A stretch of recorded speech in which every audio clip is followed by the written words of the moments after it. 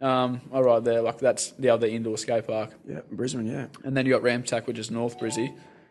That fine, serious. Sponsors. Yeah, that's it. Goddamn sponsors. Yeah, yeah, no. Anyway, like you got Ramsack north of Brizzy, so I ride the Village a lot, which is the other closest thing. It's got resis in there. Like resi, do you know what a resi is? No. Right, a resi is, say, you got like your quarter pipe, but then you got like another ramp sort of beside it, not as steep. Yeah. But it has like a layer of, just like a thin layer of foam underneath with a rubber matting on top. Okay. So you can just pretty much try anything to it. It's got a bit of give, not like it's got a bit of give. Like you don't just break your legs straight away. Yeah, okay. Yeah. So yeah, that's where I've been training there. Who runs that then? Is it a good Chris crew? Courtney. He's another well-known rider. Right. He used to ride for Rockstar and stuff like that, and he's got his shit together, and he's got a indoor skate park. I reckon that's sick. It is sick. It's sick because it takes lots of money, and understand when you're a rider, when I was like racing speedway, it's all about me. Trying to get trophies and trying to win. There comes a certain time where it comes a special character actually to go, no, I want to actually create something now. Yeah, exactly. And the thing, for want of a better word, you've got to suck a lot of dick. Like it turns you into another person. It definitely altogether. does. It's like less about me now. It's more about creating something, and he would know every day of the week that you don't see guys that own skate parks driving Rolls Royces. No, never. Yeah. He drives a pretty $50,000 Audi. So does he? Yeah, and he does. S15. Let's get him. And an S15. yeah. Oh, sorry, S14. Okay, all right. S14, yeah. Bloody Brisbane. Yeah, Flashy. I can't even afford fueling me car. Yeah. Damn. But is it a good setup then? Yeah, no, it's a real good setup. He's a good bloke. Right. Good. He's like easy as to get along with. I love riding there. I literally ride there. I've got heaps of mates there now, so we all just ride together and progress together and push each other. And who's the best in Australia? Best in Australia. Yeah. You got a few of them. You got a few. Yeah. I'm going to say at the moment he's probably the best because he's been travelling, he's been going overseas, like he's been winning competitions and that, which is Logan Martin. Right. Kyle Baldock, he obviously he travels a lot. He hasn't been doing as many competitions lately, but he's won X Games, he's won Dew Tour, he's done his rounds. He's definitely one of the best. That's Kyle. But definitely one to look out for if anyone's listening over the world. If you're riding a BMX or you compete, whatever, I'd look out for Brock Horniman. Yeah. Brock Horniman, he has got a complete different style to Kyle and Logan. He goes a lot bigger. He's just as consistent, and he's a mad rider. Right. He's a shredder. You can tell. Yeah, you can tell. Yeah, right. Like he's literally he's my favourite rider. I don't look up to people really. Yeah, but when someone comes along, you just go, "Damn, he's got it." He's a crazy rider. Where's he from then? He's from Brisbane. Okay. Yeah, but the best, definitely Brock, Kyle, and Logan. In comps, do you compete for money? Like in sprint cars, you compete for money. Logan. I don't really I can't really say much about him, but I know that he went over and he won 3 competitions in 3 weeks. One was in the United States, one was in Montpellier, which is China, maybe, I think. Don't know. Anyway, Feast, and NAS Festival, which was in the UK. So he won three competitions. Oh, actually, sorry, he comes second at Nitro World Games. But he was podium, 3 competitions for 3 weeks, and he came back with a fair bit of money, I'm pretty sure. Yeah, that's great. Probably over 60 grand's worth of winnings in 3 weeks. They work for it, but definitely. Yeah. Like Logan's day in, day out. He's got the best routine. He's fully committed. Right. That's wicked. He's an athlete. Yeah, exactly right. And he's competing against Americans. And he's not just Americans. There's a park every town, like every city, and lots of money good there from the States and all around the world. Lots of sponsorships. Everyone's making clothing, and there's lots of money floating around there. So I love Aussies, mate. We Australia. like I said, Australia. Like I said to Solly, we are a different breed to the rest of the world. We are solid. Yeah. Actually, I read this AC/DC book, and the Angus and Malcolm Young, the guitar player, they're real short, like 4 foot 6'7". They're really, really short dudes. And it really stuck with me. And they're Aussies, you know. Yeah. Like when you go to somewhere else in the world, maybe even you, so you've come from Tasmania and you think, maybe, I'll bet at the time you thought, oh, Gold Coast, like all these riders that come down here. I was like nervous, man. So you think you need to be 10 times better. Yeah. You know what I'm saying? You think you need to be a million times better, and that's how you really succeed, is because exactly right. You're always pushing yourself. You're pushing yourself like you think you need to be so much better, and that's why lots of guys go away and go and do all this great stuff in front of Californians who think they're around all the same guys, but Jesus, here comes some crazy Aussie and just going for his life. Even if you would you would come first at an event, you always got to look out for the next year. There's always someone up and coming. Yeah, some new 16-year-old kid. You always got to be pushing yourself banged past his head that yet. limit, just to Right. Yeah, I don't know. What's the new trick then? My new trick? No, the new trick. New trick. Oh, there's too many. Too many, man. Who was the dude that did 4 backflips? Was that was Aussie guy? Jed Milden. Jed Milden, yeah. He's a New Zealander. Is he? Okay. Yeah, but he's just across. Crazy Kiwi. Crazy Kiwi. Yeah, he's only just across the pond, so yeah. No. Well, that's a big thing. 4 backflips. That's ridiculous. Like, where's it going from there? Yeah. Well, that's what I mean. Like, only 2001. No one. It was before that. We know all that. I've done doubles. Like, that was only a box jump, but you know, I suppose if you're training at Travis Pastrana's house, you're going to push yourself way past your limits, and the ramps that they hit, like, you know, it would be easy to get pushed into trying it. Yeah. In that sort of for sure. area of where they're at, but I don't think there's any saying no at Travis Pastrana's here. Yeah, no, definitely not. It's just called it. You got to do it. I'll give you $1.50 and $1, you got to do it. Yeah. That's mad how it works, but will it ever get to 6? Nah. But no one would have thought it would have been 4. Yeah, exactly right. You wouldn't think 3 either, and that was done, and then 4's been done, and 5 that's just getting.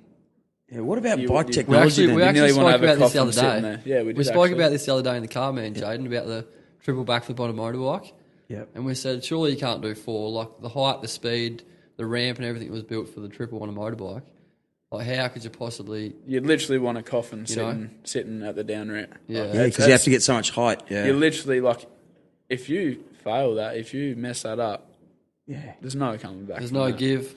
Yeah, like just that small angle, because that's all it is, hey? Cause it's literally one little fault, one not enough pull, one little miss in the bike, one little But you can only backflip at a certain rate.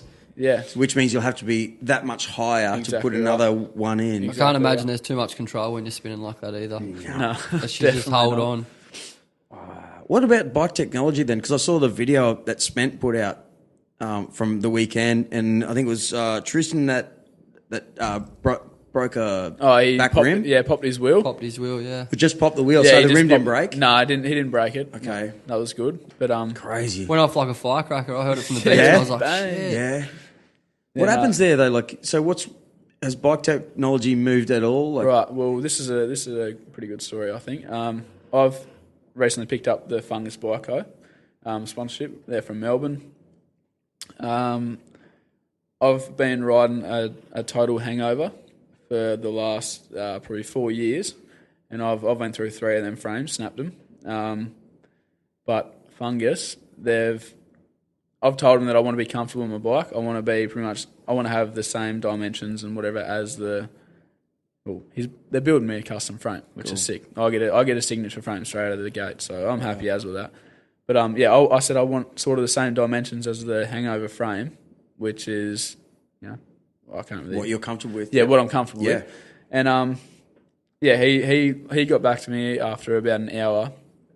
He'd done this research in that time, and he said, look, man, the best I can do is a 7.9 standover instead of 7.3, as there's too many like stress points at this part and blah, blah, blah. Like, he knew everything about all the stress points and what's going to be stronger and how it's going to hold better and blah, blah, blah. So I'm stoked with that. I can't wait for this frame to come, because he reckons it's going to last me a lifetime nearly. So what were you riding on Sunday? I'm riding the Total Hangover, which is a signature frame, Alex Colborne from the UK.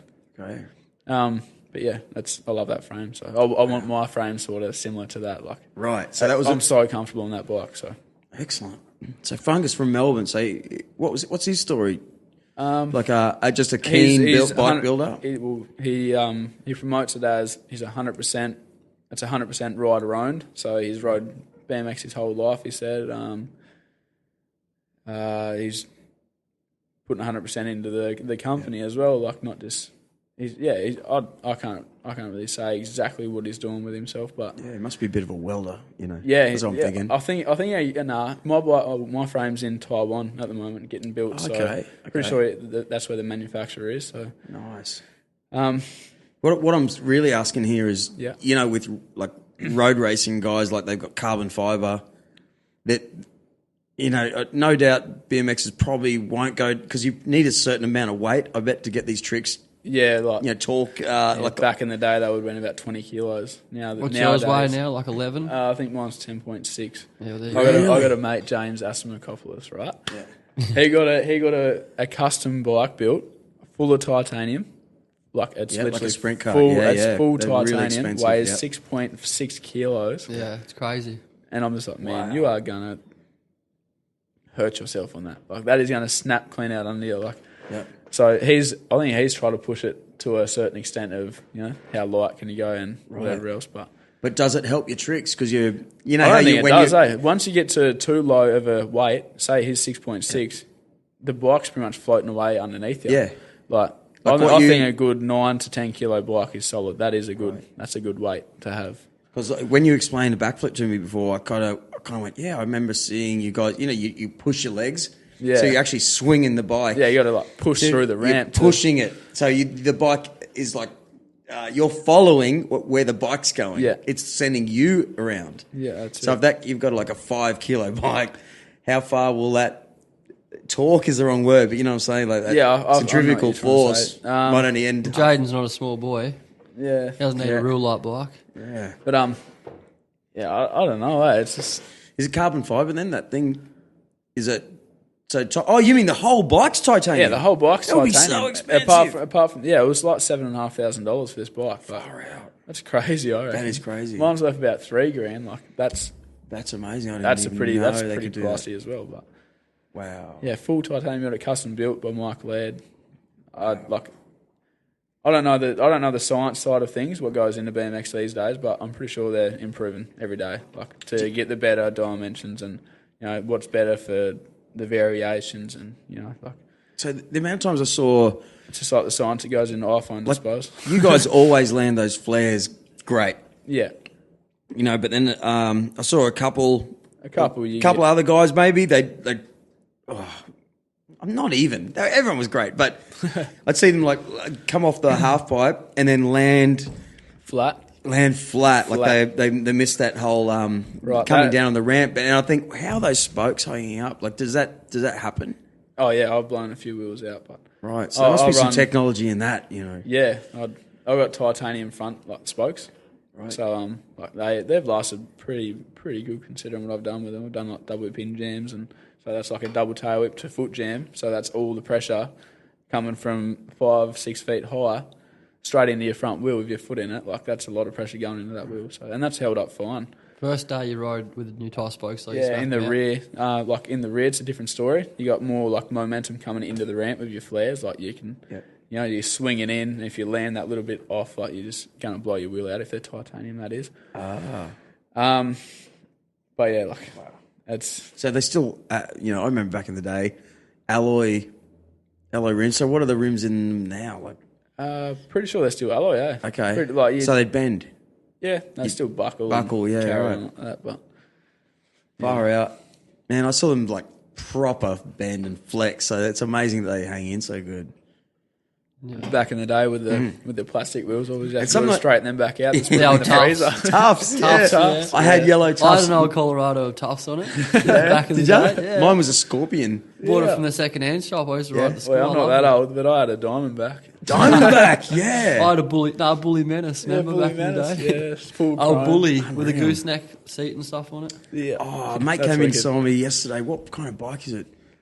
What's cool about BMXs now, which I never would have thought, back in the day in the 80s, that now that we're all 40, all these same